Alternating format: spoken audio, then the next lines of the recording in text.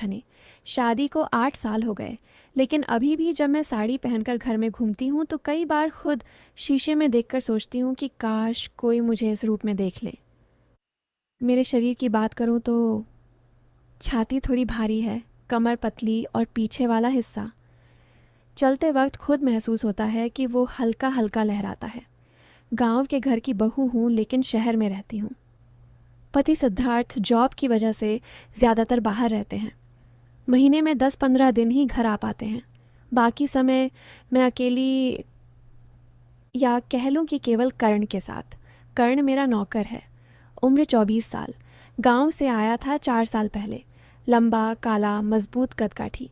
हाथों में मेहनत की लकीरें साफ दिखती हैं। चेहरे पर हमेशा एक शर्माती हुई मुस्कान। बोलता कम है, लेकिन काम करता बहुत है। तो सुनो, ये कहानी उसी की है। सुबह के 7 बज रहे थे। मैं बेडरूम में खड़ी आईने के सामने साड़ी ठीक कर रही थी। आज हल्का सा पीला ब्लाउज पहना था, जिसका किनारा थोड़ा गहरा था। साड़ी नीचे सरक रही थी। मैं बार बार खींच रही थी।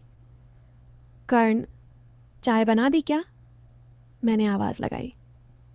जी दीदी, बस ला रहा हूँ, उसकी आवाज़ किचन से आई। 2 मिनट बाद वो कमरे में आया। ट्रे में चाय, बिस्किट और एक छोटा सा गुलाब का फूल, रोज़ की तरह। लेकिन आज उसकी नज़र मेरे ऊपर वाले हिस्से पर रुक गई, बस एक पल के लिए। फिर तुरंत नीचे झुका ली। मैंने मुस्कुराते हुए पूछा, क्या देख रहा है कर्ण? नहीं दीदी, कुछ नहीं, बस।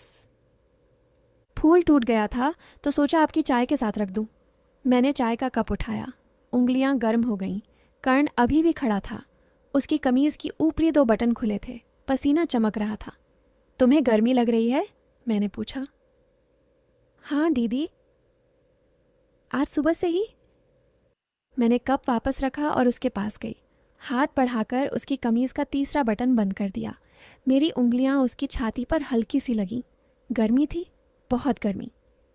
बटन बंद रखा करो, कोई देख लेगा तो क्या कहेगा? मैंने धीरे से कहा। कर्ण का सांस थोड़ा भारी हो गया। उसने सिर्फ सिर हिलाया। उस दिन मैंने उसे छत पर बुलाया। पुराना सामान निकालना था। लोहे का पुराना अलमारी, टूटे फ्रेम, किताबों के बंडल। गर्मी बहुत थी। मैंने साड़ी का पल्लू कमर पर खोंस लिया था। ब्लाउज का पीछे वाला हुक थोड़ा ढीला हो गया था। कर्ण ऊपर चढ़कर सामान उतार रहा था। मैं नीचे खड़ी उसे देख रही थी। उसकी शरीर से पसीना बह रहा था। शर्ट पीठ से चिपक गई थी। मांसपेशियां साफ दिख रही थीं। कर्ण, नीचे उतरते वक्त सावधानी से, गिर मत जाना, मैंने कहा। आप चिंता मत करो दीदी, मैं संभाल लूँगा। जब वो नीचे उतरा तो उसका शरीर मेरे बिल्कुल पास से गुजरा। उसकी बाँह मेरी छाती के बगल से रगड़ खाती हुई निकली, बस हल्की सी रगड़। लेकिन उस पल दोनों के सांस रुक गए। सॉरी दीदी, उसने फ़ौरन कहा। कोई बात नहीं, गलती से हो गया, मैंने मुस्कुराकर कहा। लेकिन अंदर से एक अजीब सी गर्मी उठ रही थी। उसके बाद हम दोनों छत पर ही बैठ गए, पानी पीने लगे। मैंने उसे अपना गिलास थमा दिया। तुम पहले पी लो। वो गिलास लेते वक्त मेरी उंगलियों को छू गया। उसने गिलास को होंठों से लगाया जहाँ मेरे होंठों का निशान था। धीरे धीरे पूरा पानी पी गया। मैंने देखा, वो भी देख रहा था। फिर अचानक बोला, दीदी, आप बहुत अच्छी हो। क्या मतलब? मैंने हंसते हुए पूछा। मतलब, साहब जितने दिन बाहर रहते हैं आप अकेली रहती हो, फिर भी कभी शिकायत नहीं करती। मैंने साड़ी का पल्लू ठीक किया और धीरे से बोली, अकेली तो हूँ, लेकिन अब तो तुम हो ना? ये बात मैंने बहुत सामान्य स्वर में कही, लेकिन कर्ण के चेहरे पर एक अलग सी चमक आ गई। उस दिन शाम को वो मेरे कमरे में कपड़े रखने आया। मैं बेड पर लेटी हुई थी। कर्ण ने कपड़े अलमारी में रखे, फिर रुक गया। कुछ चाहिए तो बताना, मैंने करवट ली। अभी तो तुम ही काफ़ी हो, मैंने आंखें बंद करते हुए कहा। कर्ण कुछ देर खड़ा रहा, फिर धीरे से बाहर चला गया। रात को खाना बनाते वक्त वो किचन में था। मैं पीछे से आई, उसकी पीठ के पास खड़ी होकर बोली, कर्ण, आज चावल थोड़े कम पके हैं ना? जी दीदी, थोड़े सख्त हैं। मैंने उसके बगल से हाथ बढ़ाकर चावल छुआ। मेरी बाँह उसकी बाँह से सटी। गर्मी, हाँ, सख्त ही हैं, लेकिन ठीक हैं। कभी कभी सख्त चीज़ें भी अच्छी लगती हैं। कर्ण का चम्मच हाथ में कांप गया। मैं हंस दी। क्या हुआ, घबरा गए? नहीं दीदी, बस आपका बोलने का तरीका। कैसा तरीका? वो कुछ नहीं बोला, सिर्फ मुस्कुराया। उस रात मैं सोते वक्त सोच रही थी कि ये क्या हो रहा है। मैं जानबूझकर उसे परेशान कर रही थी, लेकिन कुछ करने की हिम्मत नहीं कर पा रही थी। कर्ण भी शायद वही सोच रहा होगा। अगले कुछ दिन ऐसे ही बीते। एक दिन मैं नहाने के बाद बाल सुखा रही थी। कर्ण कमरे में झाड़ू लगा रहा था। मैंने आईने में देखा। कर्ण, पीछे की तरफ भी अच्छे से साफ करना। वो पास आया तो सांस थोड़ी तेज हो गई। दीदी, यहाँ एक जगह गंदगी लग रही है, उसने धीरे से कहा। तो साफ कर दो ना। हाँ दीदी, लेकिन फिर से गंदगी लग जाएगी। मैंने पलटकर उसे देखा। उसकी आंखों में एक आग थी। तो बार बार साफ करते रहना। ये कहकर मैंने साड़ी ओढ़ ली। कर्ण बाहर चला गया, लेकिन उस दिन के बाद हम दोनों के बीच की हवा बदल गई थी। अब वो मेरे पास से गुजरते वक्त अपनी सांस नहीं रोक पाता। मैं भी उसे देखकर मुस्कुरा देती। एक शाम वो मेरे लिए फल काट रहा था। मैं उसके सामने बैठी थी। वो फल काटता रहा। मैंने धीरे से कहा, कर्ण, फल अच्छे से काटना, मीठा होना चाहिए। दीदी, जितना मीठा आप हो उतना कोई नहीं हो सकता। मैं हंस पड़ी। चल झूठा, सच कह रहा हूँ दीदी। उसकी आवाज़ में अब एक अलग सी गहराई आ गई थी। मैं उठी, उसके बहुत पास गई और बोली, कर्ण, तुम सच बोलते हो ना? हाँ दीदी। तो एक सच और बताओ, जब तुम मुझे देखते हो तो क्या सोचते हो? कर्ण ने सिर झुका लिया, फिर धीरे से बोला, सोचता हूँ कि दीदी को अगर मैं कभी। वो रुक गया। मैंने उसका चेहरा ऊपर उठाया। कभी क्या? कुछ नहीं दीदी। वो भाग गया। मैं जानती थी कि अब ये कहानी रुकने वाली नहीं है, लेकिन मैं भी नहीं चाहती थी कि ये जल्दी ख़त्म हो जाए। धीरे धीरे, बहुत धीरे। उस रात मैं देर तक सो नहीं पाई। कर्ण के वो अधूरे शब्द बार बार कान में गूंज रहे थे। दीदी, कि अगर मैं कभी। मैं सोचती रही कि वो क्या कहना चाहता था, लेकिन मैं जानती थी और वो भी जानता था कि मैं जानती हूँ। अगली सुबह फिर वही रूटीन, लेकिन अब हवा में कुछ और था। मैं नहाकर निकली तो कर्ण बालकनी में कपड़े सुखा रहा था। मैंने हल्का सा नीला सलवार सूट पहना था जो शरीर पर थोड़ा टाइट था। बाल अभी गीले थे, पानी की बूंदें गर्दन पर गिर रही थीं। कर्ण, नाश्ता तैयार है? मैंने बालकनी के दरवाजे से पूछा। वो मुड़ा। जी दीदी, पराठे बना दिए हैं, गर्मा गर्म। मैं अंदर आई और टेबल पर बैठ गई। कर्ण पराठा परोसने लगा। जब वो झुका तो उसकी कमीज़ का कॉलर खुला था। मैंने देखा उसकी गर्दन पर पसीने की एक लकीर। तुम भी बैठकर खा लो, मैंने कहा। नहीं दीदी, आप खा लो, मैं बाद में। अरे बैठ ना, अकेले खाने में मज़ा नहीं आता। वो मेरे सामने बैठ गया। हम दोनों चुपचाप खा रहे थे, लेकिन आंखें मिलती रहती थीं। मैंने जानबूझकर पराठा तोड़कर उसके प्लेट में रख दिया। ये वाला ज़्यादा नरम है, खा लो। कर्ण ने वो टुकड़ा उठाया और धीरे धीरे खाया, जैसे कोई अनमोल चीज़ खा रहा हो। दीदी, आपकी उंगलियों से छूकर खाने में स्वाद दोगुना हो जाता है। मैं हंस दी। बड़ा शायर हो गए हो तुम। शायर नहीं, बस दिल की बात कहता हूँ। उस दिन दोपहर में बिजली चली गई। गर्मी बहुत थी। मैंने पंखा चलाने के लिए कर्ण को बुलाया। वो छत पर गया और कुछ ठीक करने लगा। मैं नीचे से आवाज़ लगाती रही। हो गया? हाँ दीदी। बस 1 मिनट। जब वो नीचे आया तो उसकी कमीज़ पूरी तरह भीग गई थी पसीने से। वो मेरे सामने खड़ा था। मैंने उसे गिलास पानी दिया। वो पीते वक्त मेरी तरफ देख रहा था। मैंने कहा, कमीज़ उतार दो, भीग गई है, सुखा लो। कर्ण एक पल को ठिठका, फिर धीरे से कमीज़ उतारी। उसका शरीर मजबूत, काला, मेहनत वाला, छाती पर हल्के हल्के बाल, पसीना चमक रहा था। मैंने देखा और फिर नज़र फेर ली। दीदी, मुझे शर्म आ रही है, उसने मुस्कुराते हुए कहा। शर्म क्यों? घर में हो और मैं बहू हूँ, तुम नौकर। फिर भी इंसान तो इंसान है। मैंने उसे तौलिया दे दिया। वो पोंछने लगा। मेरी नज़र बार बार उसकी ओर जा रही थी।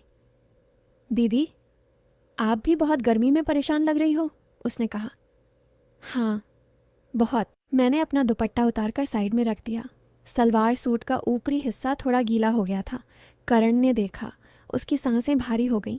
हम दोनों बालकनी में खड़े होकर हवा लेने लगे, पास पास, कंधा कंधा लगते लगते। कर्ण, तुम्हें कभी अकेलापन लगता है? मैंने पूछा। बहुत लगता है दीदी, खासकर रात में। मुझे भी। सिद्धार्थ तो महीने में कभी कभी आते हैं। वो चुप रहा, फिर बोला, दीदी, अगर मैं कहूँ कि मैं आपकी अकेलापन दूर कर सकता हूँ तो? मैंने उसकी तरफ देखा। कैसे? बस आपके पास बैठकर, बातें करके, आपकी सेवा करके। मैंने मुस्कुराकर कहा, सेवा? सिर्फ सेवा? कर्ण ने सिर झुकाया। जितनी सेवा आप चाहें। उस शाम हम दोनों छत पर बैठे पुरानी यादें सुन रहे थे। मैंने उसे अपनी शादी की कहानी सुनाई। वो मुझे अपने गांव की कहानियां सुनाता रहा। धीरे धीरे बातें गहरी होती गईं। रात के 9 बज गए थे। मैंने कहा, कर्ण, आज रात तुम मेरे कमरे के बाहर वाले सोफे पर सो जाओ। अगर कुछ चाहिए तो आसानी से बुला लूँगी। वो सहमत हो गया। रात में मैं बेड पर लेटी थी। सिर्फ हल्का नाइट सूट पहना था। कमरे का दरवाज़ा आधा खुला था। कर्ण बाहर सोफे पर था। मैंने जानबूझकर आवाज़ दी, कर्ण, पानी देना। वो आया, पानी का गिलास थमाया। जब मैं उठकर पी रही थी तो मेरे बाल उसके हाथ पर गिर गए। आपके बाल बहुत सुंदर हैं, छूकर देखना चाहते हो? कर्ण ने हाथ बढ़ाया, बहुत धीरे। मेरे बालों को सहलाया। मैंने सांस रोकी। बस इतना ही, मैंने फुसफुसाकर कहा। वो वापस चला गया। लेकिन उस रात नींद दोनों को नहीं आई। अगले कुछ दिन और बीते। एक दिन मैं अलमारी साफ कर रही थी। पुरानी तस्वीरें निकल रही थीं। कर्ण मेरे पास खड़ा मदद कर रहा था। मैंने एक तस्वीर निकाली जिसमें मैं शादी से पहले की थी। बहुत युवा, बहुत खूबसूरत। देखो कितनी पतली थी तब, मैंने हंसते हुए कहा। कर्ण ने तस्वीर ली और ध्यान से देखी। अभी भी आप वैसी ही हो दीदी, बस अब और ज़्यादा आकर्षक हो गई हो। आकर्षक? मैंने भौं उठाई। हाँ, मतलब आपका शरीर, आपकी चाल, सब। मैंने तस्वीर वापस ली और उसे छाती से लगाकर कहा, ये तस्वीर तुम रख लो, अगर याद आए तो देख लेना। कर्ण ने तस्वीर ली। उसके हाथ कांप रहे थे। उस दिन शाम को वो मेरे लिए ख़ास दाल चावल बनाकर लाया। मैंने खाते वक्त तारीफ़ की। कर्ण, तुम्हारे हाथों में जादू है। दीदी, जादू तो आपके पास है, जो मुझे अपने पास खींच लेती हो। मैंने चम्मच रख दिया और उसकी आंखों में देखा। कर्ण, हम दोनों ये खेल कब तक खेलेंगे? वो चुप हो गया, फिर बोला, जब तक आप चाहेंगी दीदी। मैं तो बस आपकी नज़रों का गुलाम हूँ। मेरे अंदर एक तूफ़ान था, लेकिन मन कह रहा था, रुक जा मीरा, ये रास्ता सीधा नहीं है। फिर भी मैं रुक नहीं पा रही थी। एक और दिन, बारिश नहीं लेकिन बादल छाए हुए थे। मैंने कर्ण को अपने साथ कपड़े खरीदने भेजा। बाजार नहीं, घर पर ही ऑनलाइन। लैपटॉप पर बैठे हम दोनों। मैंने साड़ियाँ देखी, कुछ हल्की, कुछ गहरी। ये वाली कैसी लगेगी? मैंने पूछा, एक लाल साड़ी दिखाते हुए। बहुत अच्छी, लेकिन आप पहनोगी तो और भी अच्छी लगेगी। तो कल पहनकर दिखाऊंगी। जी दीदी। जब सेलेक्ट कर रहे थे तो मेरी उंगलियां उसके हाथ पर बार बार पड़ रही थीं। वो हर बार सिहर जाता। रात को मैंने वो नई साड़ी पहनी, ब्लाउज़ बहुत फिटिंग वाला। मैंने कर्ण को बुलाया। देखो कैसी लग रही हूँ। कर्ण ने मुझे ऊपर से नीचे तक देखा।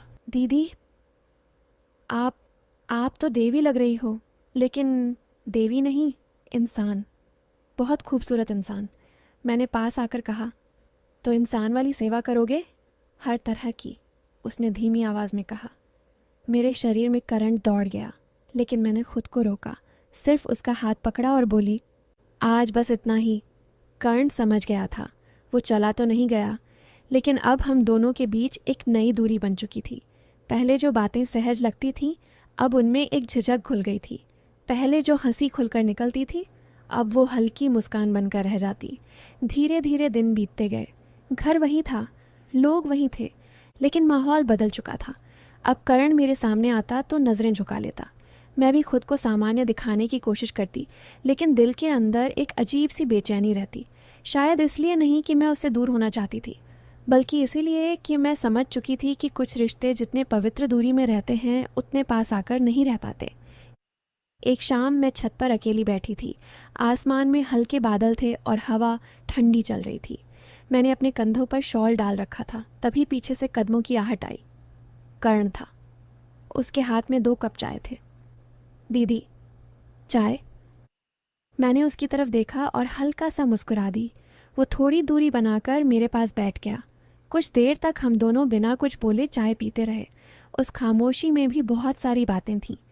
फिर अचानक उसने धीमी आवाज़ में कहा, दीदी, मैं सोच रहा हूँ कि अब गांव वापस चला जाऊँ। मैं चौंक गई। इतनी अचानक? क्यों? उसने आसमान की तरफ देखा, जैसे जवाब वहाँ ढूंढ रहा हो। बहुत दिन हो गए। माँ बाबूजी बूढ़े हो रहे हैं और यहाँ रहकर मैं खुद को समझा नहीं पा रहा। उसकी आवाज़ भारी थी।